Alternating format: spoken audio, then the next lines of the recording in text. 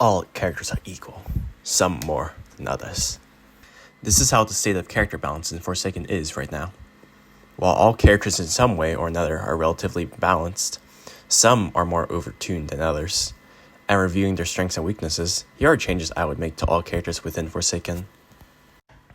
A general change I would make is just to buff XP gain for most of the survivors, as characters like 007, Dusekkar, or Noobs are slogs to go through and grind with, their ability XP gain methods requiring more time to be rewarded with pennies. For Elliot's change, his pizza toss would buff the survivor or heal more based on if it directly hits the survivor being healed. This change is mainly to give Elliot a little bit more of a skillful aspect to his kit, as being the most simple character to play as, but being one of the most powerful survivors in game at the moment. For Builderman's change, his sentry would decay over time, having a lifespan of 45 seconds, the same as his cooldown for his sentry. This would make the sentry one-hit when left out long enough and eventually self-destruct. The decay becomes faster the more sentries there are. This change is due to how powerful Builderman sentries are, as they create safe havens anywhere and anytime for survivors to loop through and lose chase with.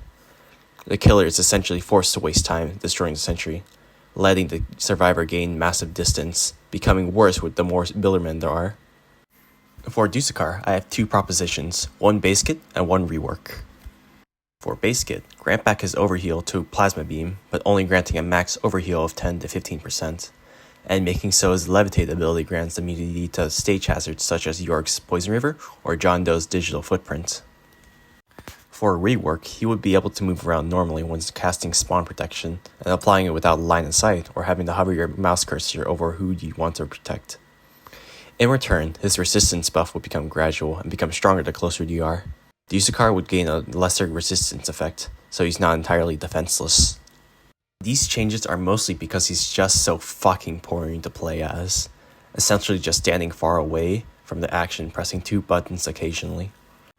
These changes would make Dusekkar more mobile and provide support in the action, and allowing him to extend chases by himself on loops that other survivors wouldn't be able to access. For Taph's change, I would change so that he's able to use the subspace while running, being able to use it in the chase as a distraction or as a support tool. This would allow for his trip mines to explode on impact with the killer, but giving a lesser subspace effect. The reason for this is similar to Dusekkar's and Builderman's issues of being boring to play as they're essentially just standing around passively waiting for the killer to initiate the action.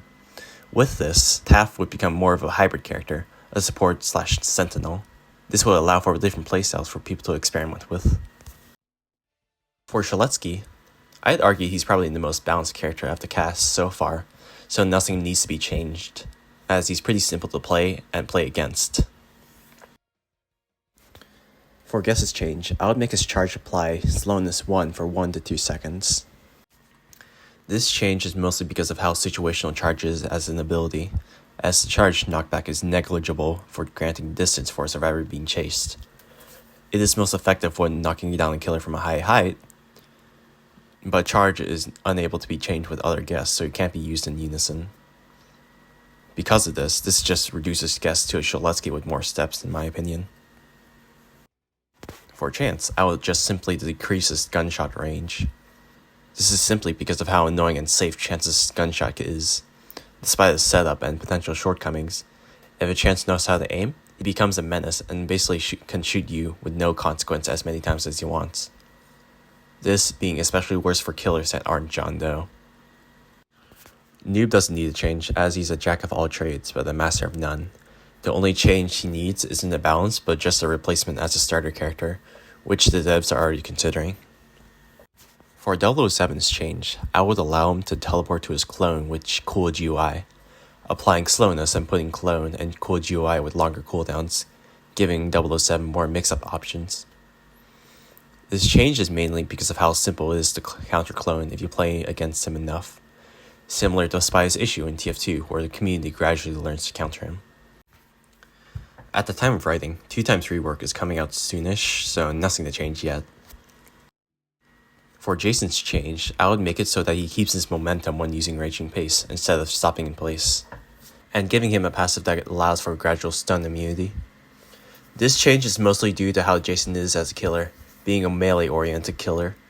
Jason can struggle with dealing with catching up to survivors as he has no range options, and Raging Pace being somewhat of a mediocre second stamina bar move. This can be really damning since he has no stun immunity, so he can be stunned for a good amount of time. For Coolkid's change, I would just rework his walk speed overrides collision box. This is mostly just because it feels so fucking awful to use, sliding like butter off the walls that should have just probably stopped you there. For 1x1, he's fine. Nothing's needed. For John Doe's change, I would change his passive Unstoppable to be percentage based instead of a set value, and increase Digital Footprint's setup speed. This is mainly because John Doe is able to negate being punished by Sentinels, such as Chance, being able to cut off his max stun time of 4 seconds to 2 seconds. His passive already being powerful enough, as he's granted a speed boost to catch up. And for Digital Footprint's buff, it's just to lean more towards John Doe's Trapper archetype. And that about does it for changes I make. Disagree? Feel free to comment below about what you change instead. And just to let you know, your mom is so smart. She hit the subscribe button and turned on notifications.